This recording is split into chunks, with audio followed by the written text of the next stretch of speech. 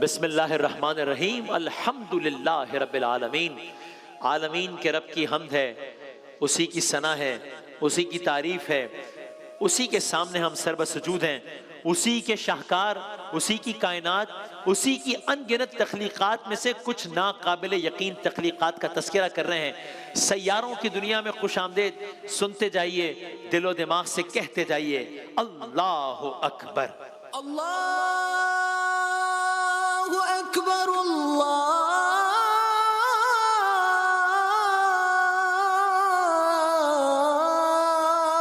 अकबर। सैयारों की दास्तान कल यहां तक पहुंची कि एक सैयारा है, उसे इसे वीनस कहते हैं, और यहां एक अजब आलम है। यहां हर तरफ आग दहक रही है, यहां हर तरफ शोले बरस रहे हैं, यहां दर्जा हरारत अजीब है, यहां तंदूर की सतह है कह लीजिए, यहां हर वक्त 400 डिग्री सेंटीग्रेड टेम्परेचर है। यहां पर जो किंग ऑफ एसिड जिसे हम कहते हैं तेजाब, सल्फ्यूरिक एसिड, यहां पर तेजाब की गोया बारिश हो रही है हर वक्त हर लम्हा। 400 डिग्री प्लस सेंटीग्रेड है। यहां पर सूरज उल्टी सम से तुलू होता है, यहां पर सूरज मगरिब से तुलू होता है, और यहां पर सूरज मशरिक में गुरूब होता है। यह है वीनस, ये हमने आपकी खिदमत में अर्ज किया था। अल्लाहुम्मा अजिरना मिनन नार। फिर हम आगे बढ़े, फिर हम आए मार्स की तरफ। मालूम हुआ कि माउंट एवरेस्ट जो जमीन का सबसे ऊंचा पहाड़ है, उससे 2.5 गुना ऊंचा पहाड़ मार्स पर है। माउंट एवरेस्ट सबसे ऊंचा पहाड़ नहीं है। और हमने कहा था कि उसकी सनत का एक नमूना नहीं है तो और क्या है कि एक बेआबाद सैयारे पर उसने ऐसा द्योहैकल पहाड़ कायम कर रखा है जो सदियों से मार्स पर खामोश खड़ा अल्लाह ताला की अजमत का ऐलान कर रहा है।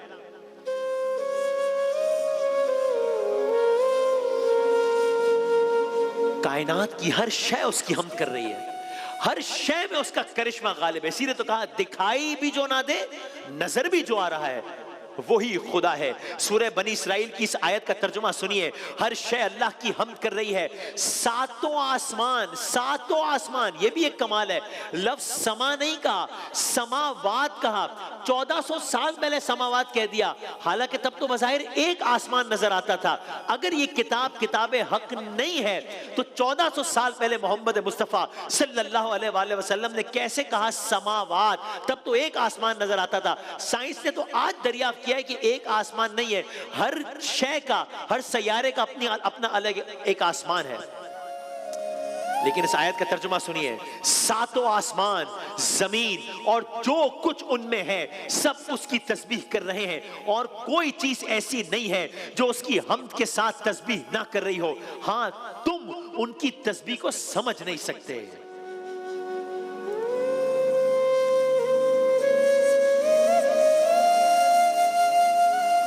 आगे बढ़ते हैं और मैं आ गया आज के मौजू पर। आप हैरान मत हो अगर आपने ये सोचा कि मार्स पर दुनिया का बुलंद तरीन पहाड़ है।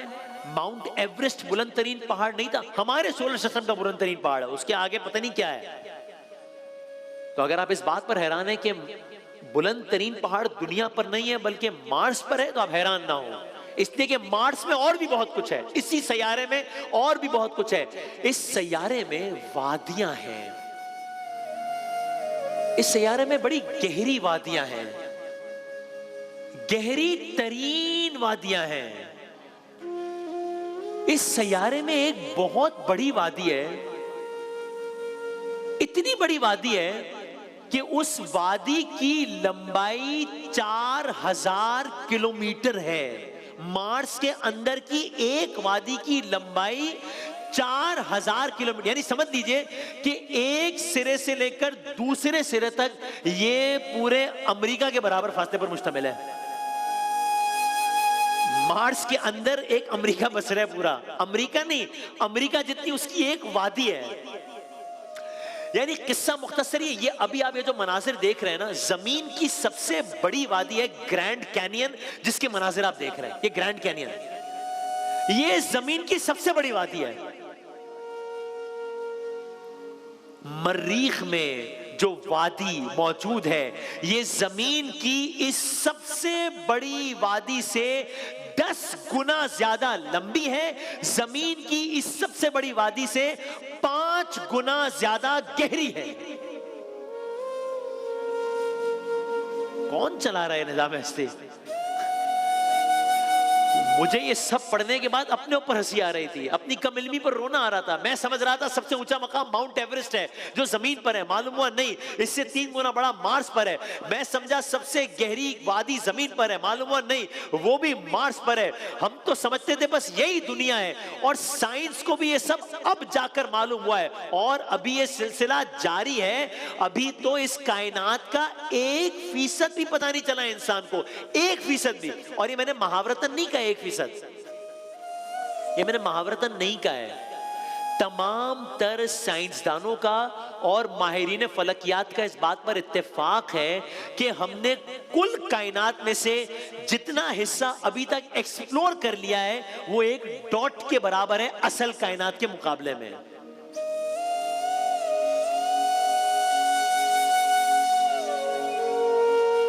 हमने पहले रोजे पर एक बात आपकी खिदमत में अर्ज की थी कि ये सब पढ़ने के बाद इंसान सोचता है, बहुत सारी कुरान की आयतें समझ में आने लगती है इंसान को एकदम से। वो आयत मुझे समझ में आई जिसका मतलब और मफहूम ये है कि जमीन पे अकड़ के मत चलो, क्या तुम जमीन को फाड़ डालोगे? तुम्हारी हैसियत क्या है, तुम्हारी औकात क्या है? तुम तो नेग्लिजिबल भी नहीं हो, तुम्हारी जमीन भी नेग्लिजिबल नहीं है, तुम्हारा सोलर सिस्टम भी नेग्लिजिबल नहीं है। औकात क्या है? यानी इस पूरी सोलर सिस्टम की कोई औकात नहीं है, तो मेरी क्या औकात है, मेरी जमीन की क्या हैसियत है? इस मानों में तो बहुत हैसियत है कि अल्लाह ताला की मखलूक है, लेकिन इस सब के मुकाबले में क्या हैसियत है? मैं आपकी खिदमत में आयत नंबर 57 अर्ज कर रहा हूं सूरह गाफिर की, और आप सुनिए ये आयत है। बिस्मिल्लाहिर्रहमानिर्रहीम। लखल्कुस समावाति वल अर्ज़ि अकबरु मिन खल्क़िन नास वलाकिन्ना अक्सरन नास ला यअलमून। गोया कहा जा रहा हो, अगर इंसान ये समझता है कि वो कोई बहुत बड़ी शय है, उसकी तख्लीक कोई बहुत बड़ी तख्लीक है, तो इस आयत का तर्जुमा सुनिए। लखल्कुस समावाति वल अर्ज़, तख्लीक इन आसमानों और जमीनों की, आसमान और जमीन की पैदाइश इंसान की पैदाइश से बहुत बड़ा काम है। बेशक आसमान और जमीनों की पैदाइश इंसानों की पैदाइश से कहीं बढ़कर है, लेकिन अक्सर लोग जानते ही नहीं हैं।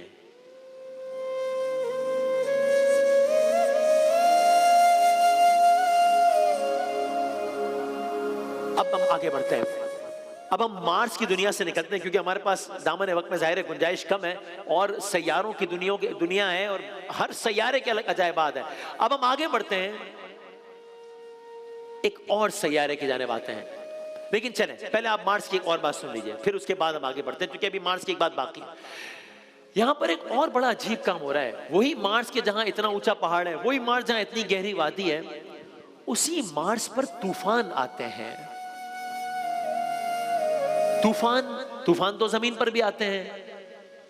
नहीं, ये तूफान गर्दो गुबार के तूफान होते हैं, और ये बहुत बड़े तूफान हैं।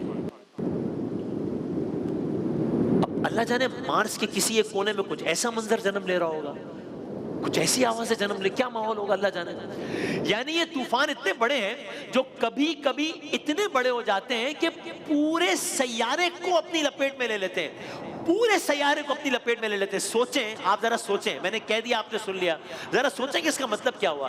भाई हम जमीन पर रहते हैं, जमीन पर कोई बहुत बड़ा तूफान आ जाए, अल्लाह ना करे, जिसके नतीजे में 1 लाख आदमी मर जाए, अल्लाह ना करे, इतना बड़ा आ जाए कि 1 लाख लोग मर जाएं, तो वो जमीन के कितने हिस्से पर आता है वो तूफान?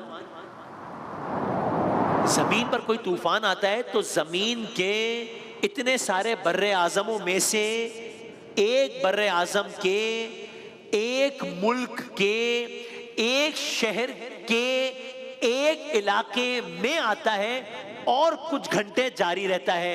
यहां के कुछ तूफान पूरे के पूरे सैयारे पर आते हैं, यानी कि जो मार्स की पूरी दुनिया है, उस पूरी दुनिया पर तूफान आ जाता है, और फिर ये तूफान कुछ घंटे नहीं जारी रहते, कुछ दिन जारी नहीं रहते, कुछ हफ्ते जारी नहीं रहते, महीनों जारी रहते हैं।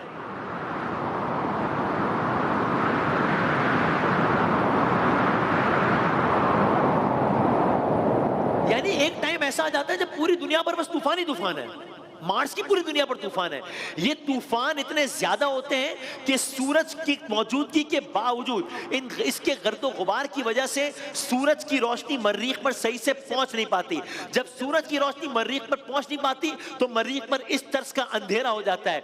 जब अंधेरा हो जाता है और सूरज की रोशनी नहीं पहुंच पाती, वहां का दर्जा हरारत गिर जाता है, यानी कि वहां पर एक सर्द कैफियत होना शुरू हो जाती है। यानी आप इसका मतलब समझ रहे हैं? इसका मतलब यह है कि अगर आप मार्स पर हैं, आपकी पूरी दुनिया में तूफान है और महीनों से जारी है, जारी है, जारी है।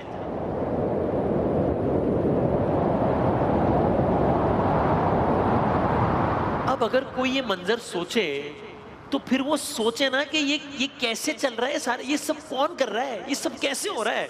फिर सुनिए, अब सुनिए कुरान करीम के एक और आयत का तर्जुमा सुनिए और फिर हम आगे फिर इस आयत को पेश करेंगे। अन करीब हम इनको अपनी निशानियां, भाई आज साइंसदान जा रहे हैं, खला नवर जा रहे हैं, खला में जा रहे हैं और हैरान हो रहे हैं। कभी जाते हैं तो पता लगता है कभी रॉकेट भेज रहे हैं, कभी कुछ भेज रहे हैं, कभी मालूम पड़ता है कि 50 नए चांद दरियाफ्त हो गए, कभी कुछ दरियाफ्त हो गया। नई नई निशानियां देख रहे हैं ना आफाक में। अब समझने वालों के लिए इसमें निशानियां हैं। अल्लाह की आयात देखते जाएं, अल्लाह पर अपना ईमान मजबूत करते जाएं, वरना अपनी अपनी तौफीक है। अब कुरान करीम की इस आयत का तर्जुमा सुनिए। अन करीब हम इनको अपनी निशानियां आफाक में भी दिखाएंगे और इनके अपने नफ्स में भी दिखाएंगे, यहां तक कि उन पर यह बात खुल जाएगी कि यह कुरान वाकई बरहक है। क्या यह बात काफी नहीं है कि तेरा रब हर चीज का शाहिद है?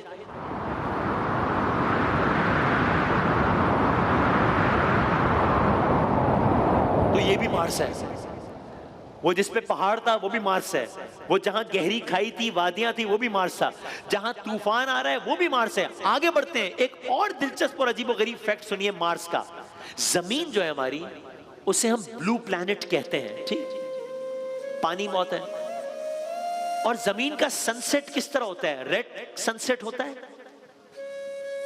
अब ये देखिए, ये कोई पेंटिंग नहीं है, ये कोई ख्याल नहीं है, अल्लाह ताला की आप बस सोचिए कुदरतें। जमीन जो कि एक ब्लू प्लैनेट है, वहां पर रेड सनसेट होता है। मार्स जो कि एक रेड प्लैनेट है, वहां पर ब्लू सनसेट होता है। अल्लाह की कुदरत के रंग देखिए। मैं जहां भी जाऊं दुनिया में, तेरे जलवे मेरे संग संग, ये उसके रंग हैं।